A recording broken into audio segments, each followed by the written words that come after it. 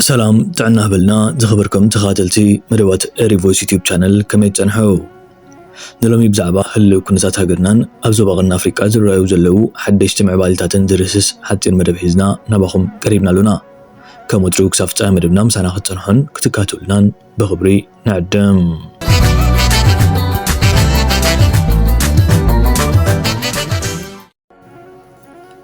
أبزوان أب إثيوبيا تفتير زل نوتي مانم كجمتان كردوان كابزغل نلعليو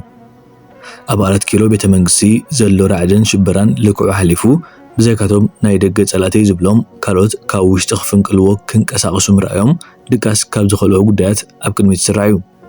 أب ساعات نزتلعيلو زلو معبل نمدكواس من أسيات بستفلالي مخنيات كأسرن كداقونن جميرو مهلاو تفليتو أب أديس أبا بحفشة أب إثيوبيا لعلم الناقح فترة ألبوم سنتواوي تيد أفرو سمعكم بمبال لعلي 100 تورتورات بخلق سبب مخنيات بمثلام أب كيدي أو علوم كم زلو حبرتاتي ردو أزوم نتحدش درفتات سمعكم تبايلهم ستوز دو منسيات ديهرو مسأل شباب مسوحات مسفانو بستحاز ناي قبل شبرات الأغو أما فتسام كلو حيزيهم بمبال كتعلمهم فتين الله أسألهم أم ميديا بمزرقح دما تماسالي سراح أم فتسام نزلو ممهاريخ قبرهم ترايخم دلو تعبيرو أب ساعات منقس بلتقنا لعل فانو لعل حوات لعل إرتران كالين تلازبلو أكل تيدي أفرون مستيرة سلاسيس تبالت بوليتيكنيان كفي أموخم زلون نمقلباتو يسرحو كم زلون يزخصص بفلاي إتا مستيرة سلاسيس تبالت ناي تبرن عندنا إثيوبيا استبال بارتي أبال زخونت بوليتيكنيا منقسي قبل الحزبي زفتسمو زلو بدلات دهيرو تاقماتون مشفان زكايدوم دلو أشكعلات بمقلع أم ميديا بزح شفنة رغيبا زلا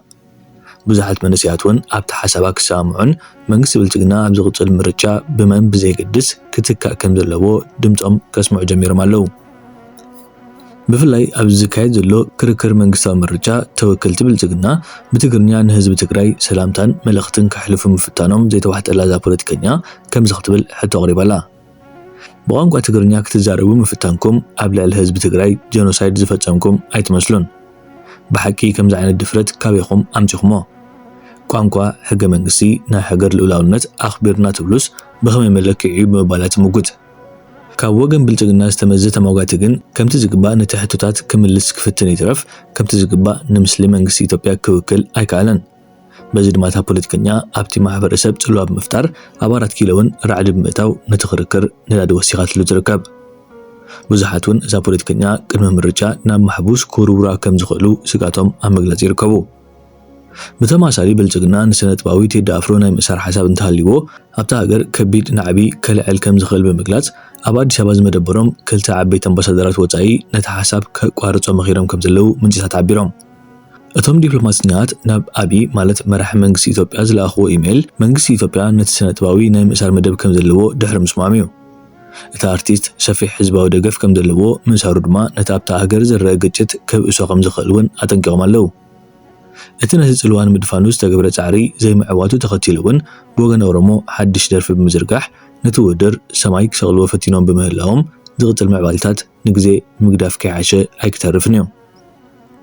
የሃጫሉ ግድያ የተፈጸመ ጊዜ እኮ ጣፎ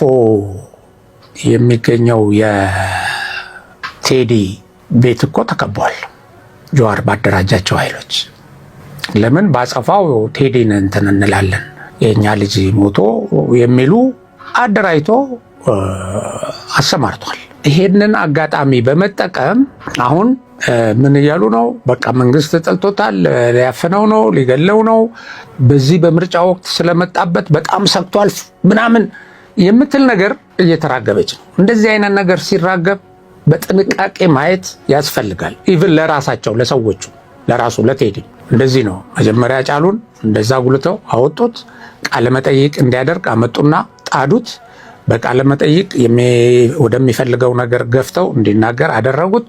ከዛ በኋላ ህይወቱ እንዲቀጠፍ ተደረገ በሴራ ፖለቲካ ጊዜው ደግሞ ከመስከረም 30 በኋላ መንግስት የለም ይሄ መንግስት ሀገሪቱን መምራት አይችልም የሽግግር መንግስት ይቋቋማል ብለው እነ ጀዋር እነ ልደቱ እና ቲፒኤልኤፎች ይሄንን በከፍተኛ ደረጃ ያራገቡበት ወቅት ነበር ከዛ በኋላ አንድ ነገር ቢሆን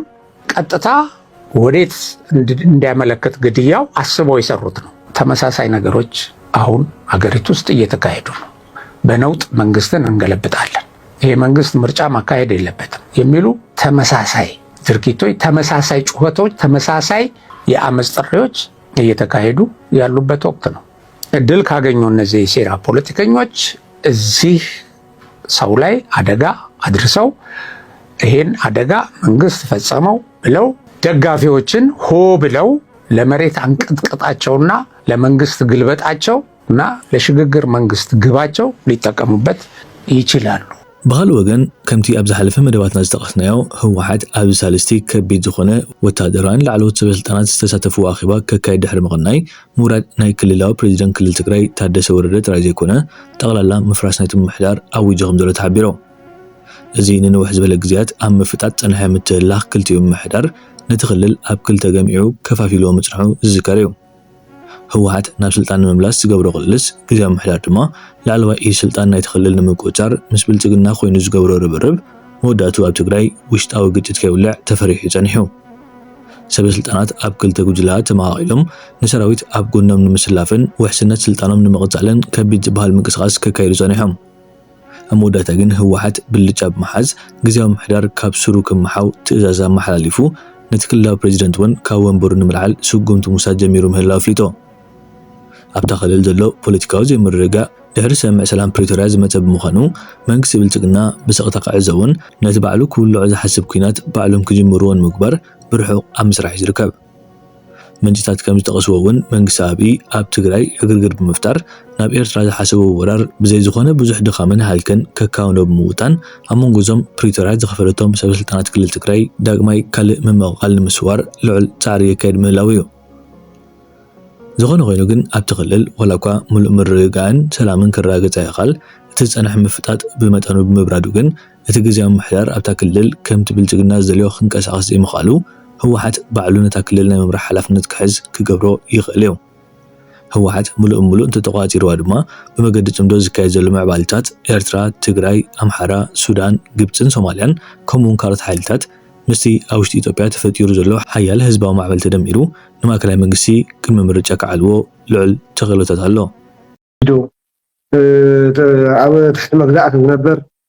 ኣብ ትሕቲ ጭቆና ዝነብር እዚ ምዕራፍ ህፁፅ ፀለምቲ እውን ኣለና። ስለዚ ነዚ ዝምልከት እንታይ ንግበር ዝብል ፅሬት ዝተረኣየ ኣሎ። ምናልባሽ ኣብዚዮ ተኸታተልትና እውን እንታይ ግልፂ ክኾነሎም ተትሽዓተ ስትራቴጂክ ኮሚቴ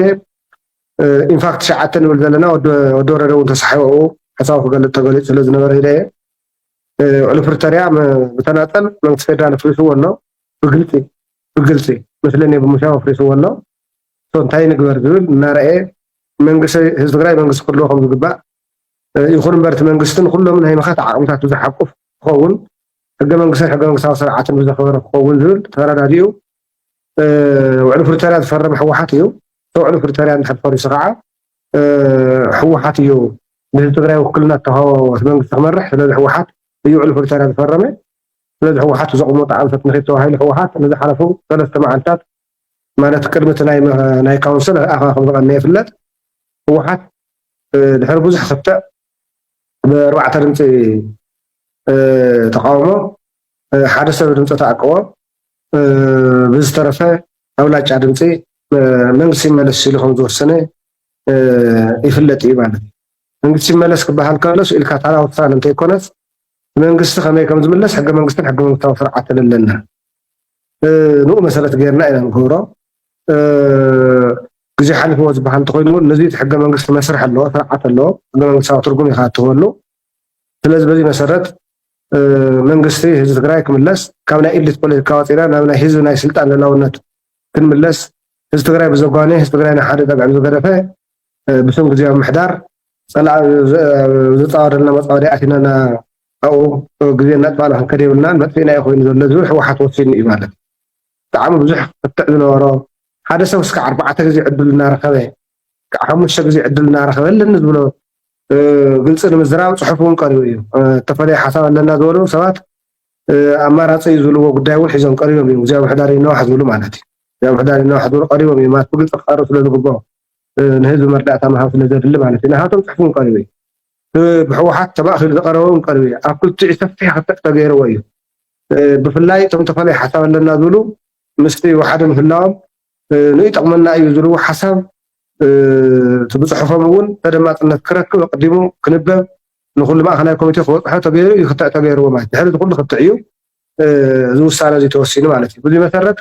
ካውንስል ትማሊ ጀሚሩ እዩ ተኣኪቡ ትማሊ ቅድሚ ሰዓት ንባብ ነይሩ ትማሊ ድሕሪ ሰዓት ጀሚሩ ናብ ክትዓትዩ ከም ዝበልኩ ክልተ ኣጀንዳታት እናርአየ ሎማዓንቲ ከዓ ነቲ ህዝባውያን ሓርነት ትግራይ መሪሕ ወዱ ዝወሰነ ውሳነ ኣስፊሖም ዓሚቆም ኣማዕቢሎም ምናልባሽ እውን ዝለዓለ ሞራል ብዝህብ አንፎርቹኔትሊ ህዝቢ ትግራይ ዝጠልምዎን ዝክሕድዎን ከም ዘለዎ ኮይኖም ስታሊን ብኡሉ ከዓ ከዓ ትውድብ ሃፍታም ሓደ ግዜ እስኻ ዝበልካዮ ኣሎ ሓደ ግዜ እውን ኣይኮነን ክልተ ግዜ ትግራይ መራሕትን ኤክስፖርት ትገብር ዝነበራ እያ ብፍላይ ወታደራዊ መራሕቲ ማለት በቲ ውድብ ከዓ ዝመፁ ስለዝኾኑ ኣብቲ ውድብ ብህፃውንቶም ዝዓበዩ ስለዝኾኑ ነቲ ፖለቲካዊ ነቲ ወታደራዊ ፖለቲካዊ ዓላማ እዮም ዝርድእዎ ዝሮ ዝሮ እቲ ቃልሲ ወይ ከዓ ወታደራዊ ናይ ፖለቲካ ዓላማ ብልሒ ጫፍ እዩ ብፖለቲካዊ ልዝብ ብካሊእ መንገዲ ክተፍፅሞ እንተዘይክኢልካ ፀኒቕካ ተኣትዎ እዩና ዕላማት ተሓንገጥ እዮም እቶም ኣር መራሕቲ እቶም ግንባር መራሕቲ እቶም ኮር መራሕቲ ዝገለፅዎ ኣገላልፃ ዝሃቡ ሓሳብ ክትርኢ ከለካ ህዝቢ ትግራይ ዝኩሉ ተቃሊሱ ዝኩሉ መስዋዕቲ ከፊሉ ንሱ ገገዙ ተዓዛባይ ኮይኖም ንሕና ኣብ ግዜያዊ ምሕዳር እናዳኸርና ኣብ ግዜያዊ ምሕዳር እናተጨቃጨቅና ህዝብና ዋጋ ከፊልና ኢና ኣብዚ ንዓቁ ትግራይ ካብ ተሸከመ ፀገም ንዓቁ ኮይኑ እዩ ስለዚ ሕወሓት ወሲንዎ ዘሎ ውሳነ ኢና ንድግፍ ዝብል ብዝገርም ኣገላልፃ ግን ከዓ ተሳታፋይን ዲሞክራሲያውን ብዝኮነ ግልፅነት ብዘለዎ ሰብ ዝመሰሎ እዋን ክሕዝ እዩ ብዘጋጣሚ እዚ ሰማዕትና ምንም ንሓቆም ነገር ስለዘየለ ሓደ ሰለስተ ዝኾኑ ብፆት ግዜያዊ ምሕዳር እንተዝቅፅል ለይምሕሸን ወይ ካሊእ ፕላትፎርም እንተንጥቀም ለይምሕሸን ሕጂ ቤት ምክሪ እንተይልናስ ፀላኣይ ምክንያት ገብሮ ይኽእልና ውግደ ከእትወና ይኽእልን ናብ ዕፅዋ ከእትወና ይኽእልን ናብ ኩናት ከእትወና ይኽእልን ብልክዕ ሕዝናው እንተተኣትዩ ምድላው ኣለደ ዝብል ስጋኣቶም ገሊፆም እዮም ግን ናይ ወዱና ጥርናፈ ምንም ድሕረት ኣይንብልን ግን ናይ ህዝቢ ትግራይ ድሌት ድሕረት ኣይንብልን ዝብል እቲ ስጋኣቶም እዮም ዝገልፅዎ ብዙ ንርእዮ ዝብል እዮም ተኣንግል እዮም ዝገልፅዎ ብዘጋጣሚ እዚ ናይ ብልፅግና ሓሻኽር እውን እናተዓዘብዎ ከፍ ኢሎም ርኢ ስለዝሓድርዎ ሚድያ እዚ ሓደ መልእክቲ ክሕልፍሎም ክነግሮም ግን መዲድ ባ ከምዚ በለ ፍሳሕ ባ ከምዚ በለ ማሾባ ከምዚ በለ ገለባ ከምዚ በለ ዝበሃል ኣብ ሓደ እውን ብዘይ ድምፂ ኣፈላላይ ፀዲቑሎም ማለት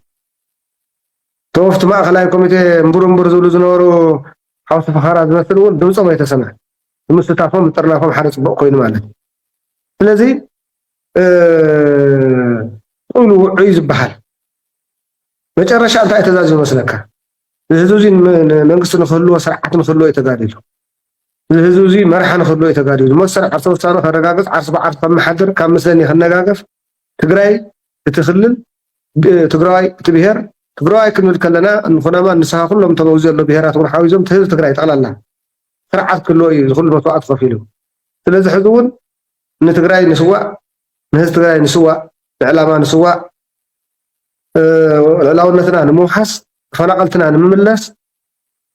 እዚ ህዝቢ እዚ ከምዚ ኢሉ ክነብር ስለዘይግባእ ውሕስቲ ትግራይ ንምፍጣር ንቃልሲ ንዳሎ እዩ ሶ መንግስትና ንመልስ ክበሃል ከሎ